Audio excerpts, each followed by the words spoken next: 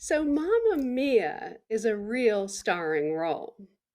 I mean, that's a Uh, big, big leap. Was it yeah, hard to get that role? it was hard. It was hard to get that role, and it I didn't in a million years think I was gonna land it. I still remember that feeling of getting it and just thinking my whole life again is gonna just change, and I get to work with Meryl Streep and really be in every frame and just fill this whole story. And it was, I mean, watching that back, it's oh, it feels like 100 years ago, and it feels like yesterday. And I have the memories are so deep in my bones. I just What was the hardest part of it? Was oh, it doing the music first or the actual, because you're lip syncing there in that scene, right?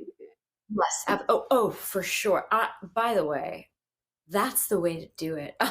Like running in the woods. No thanks. I've done that live singing. No way, never again. But it was lip sync. The singing was a little tricky in the beginning because I didn't have the confidence in my voice because I hadn't trained in so long. I hadn't trained in 4 years, so that was tricky. But that was only a couple days, and I was working with Benny and Bjorn from ABBA, and they were like the biggest fans of my. They were so into my voice, and that made me feel so great.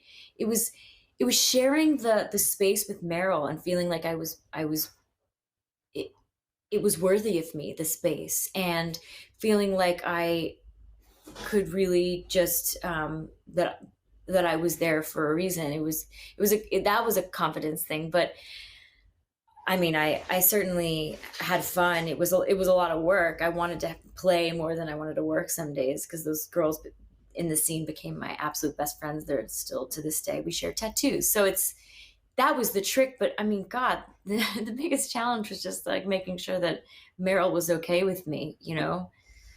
And she was amazingly kind. So I have nothing to say about that except for it's the best. So what was the shift? I mean, I think it was Brie Larson who told me that there was this enormous difference between being this person who goes out on countless auditions and loses parts and doesn't get them, and the person who doesn't have to audition anymore. Did that happen for you after this movie?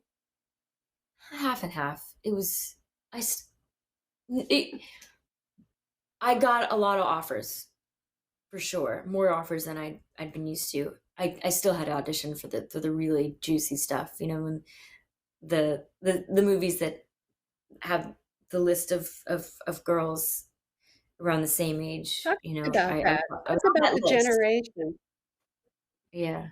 that you're up with. You're there's a group of you going after every part. What was that like? And you all know who each other is. The thing is, you know, it's the whole goal is longevity, right? So when you feel like you're in your slump, when you're not getting as many when you're not getting as many offers, and you know these other girls or women are going out or are getting these roles, it's you. First of all, I respect all of them. Second of all, I know some of them personally and think they are wonderful people, and I'm flattered that I can be even in this on the same list of that as them. And I also am very aware that I do have instincts and skill, and that when if I'm not right for one thing, that there's something else I'm right for. So it's just one of those things where you come in knowing that it will happen if it's meant to happen, and you gotta let go of. I mean, competition, healthy competition is one thing, but jealousy is another, and that doesn't really help. So I you congratulate people quietly by yourself and know that there's something, definitely something brewing for you, and that's always been the case for me. So that's it's helped. All right, let's look at some clips from Dear John and Les Miserables.